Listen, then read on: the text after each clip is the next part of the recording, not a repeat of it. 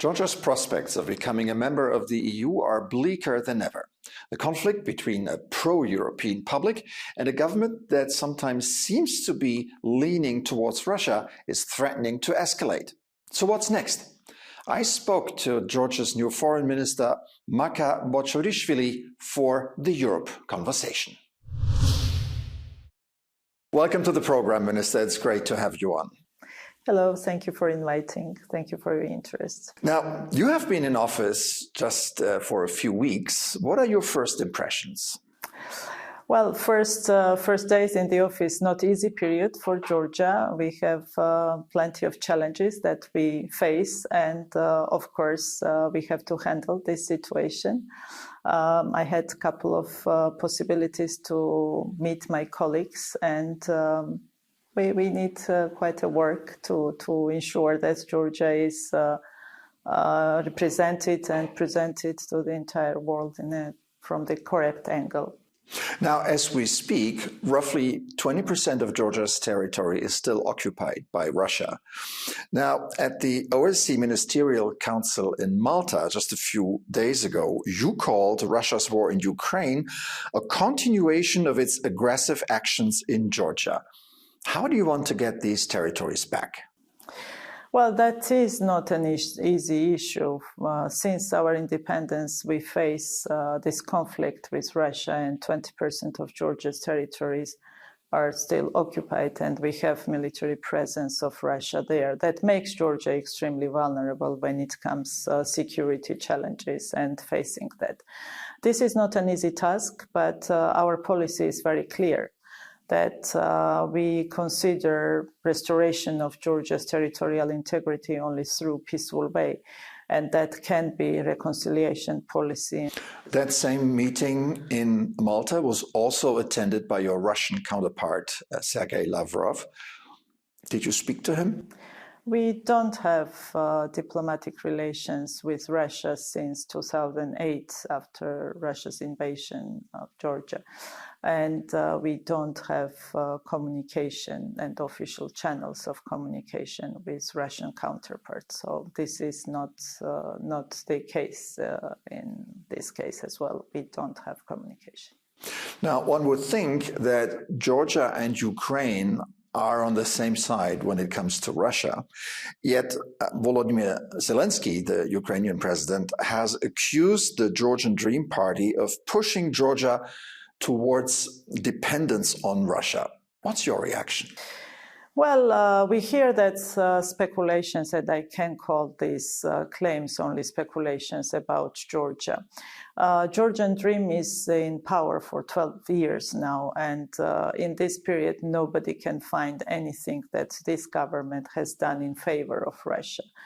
But today it is very popular to divide the world into white and black, and if somebody wants to make easy negative impression about somebody, it is easier to claim that somebody is pro-Russian or pro-Putin.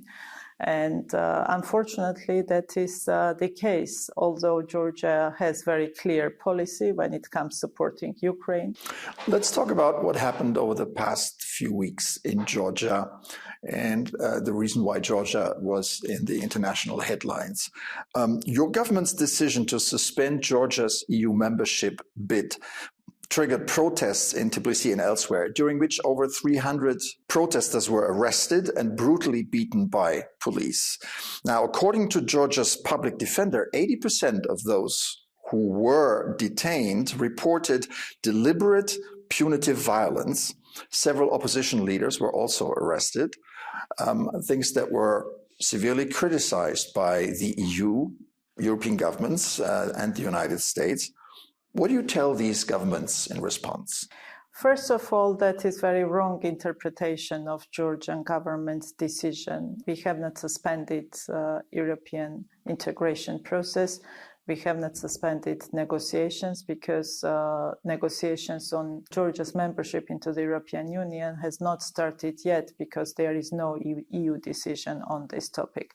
When it comes to reaction from Georgian society or protest in the streets of Tbilisi, of course, everybody has right to protest, but right to peaceful protest. And unfortunately, I have to say that we cannot really call this protest necessarily peaceful, because the violent groups that were acting with the fireworks, and their target was police forces, and we have around 200 policemen injured, and some of them really received very serious injuries. It is very hard to say that it is peaceful protest. But on the other hand, if there is anything, when we see that police is exceeding its limits of reaction, of course, there should be reaction from relevant bodies. And if we condemn, of course, violence should be condemned, but it should be condemned from both sides and not just, one-sided. So the relationship between the EU and Georgia is difficult at the moment. The accession process had already been stopped in the summer by the European Council in reaction to Georgia's controversial foreign influence law. The impression in Brussels was that Georgia is kind of turning away from Europe and tilting towards Moscow. What is the path forward now? Well, first of all, we have to trust each other. Georgia's European bid is a very serious decision. When we applied for EU membership, it was not a joke. But unfortunately, that very topic always is kind of subject for speculations, and same is happening all the time. How European integration can be linked to transparency law. We call this law transparency because this is only about transparency of foreign funds in Georgia. And we had very clear explanation for this legislation. It was nothing against civil society organizations or their work. It was about just making clear who is funding what in Georgia, and to have kind of preventive mechanism for influence, negative, I would say, foreign influence. So this is very important topic for Georgia's stable democratic development, and that is something that we are communicating to our European partners. Numerous polls in Georgia show that the Georgian public is largely in favor of EU membership, even NATO membership. Now, Georgian Dream repeatedly states that it supports these aspirations, yet relations with both EU and NATO have deteriorated rapidly, largely due to decisions and actions by Georgian Dream. Why should the Georgian public believe Georgian Dream when it says it supports their aspirations, when the party's actions seem to indicate otherwise? Facts. You need to judge according facts and look at the facts. And this government made Georgia front runner when it comes to implementation of reforms and positioning Georgia as well advanced when it comes to association with the European Union. This is also same government that was standing participating to different EU-led missions, not because we had any interest in Central Africa or anywhere else. Only interest for us was and is to show our commitment when it comes shared values and when it comes to be together with our European partners. Why is it then that relations between the European Union and Georgia have deteriorated? Well, that is a good question. What is behind all that and why Georgia became quite a subject of criticism? But this is not new and it's not started yesterday. If you look back, 2020 is kind of turning point when this kind of criticism started against Georgia. And 2022 was very important date, I would say, when Russia invaded into Ukraine and the security challenges increased vis-a-vis Georgia, and we were criticized for not imposing sanctions on Russia, and we were criticized for different things. But unfortunately, there is not that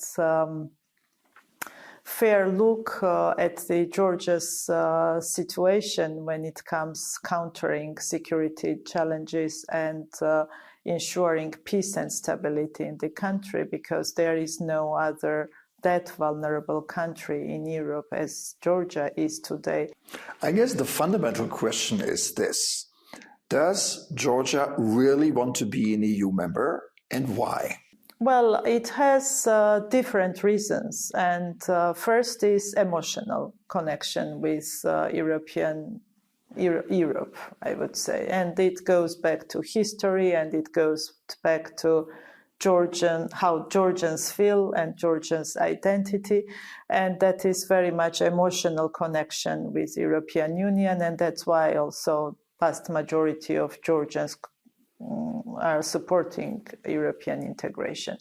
Another is very practical reason why we want to be part of the European Union, because of quite complicated geography and because of our intention to be part of the union, which is, I would say, the best union today, best possible option that we may have in the world. In terms of human rights, in terms of economic development, and many other things, where you would be wishing to place your country.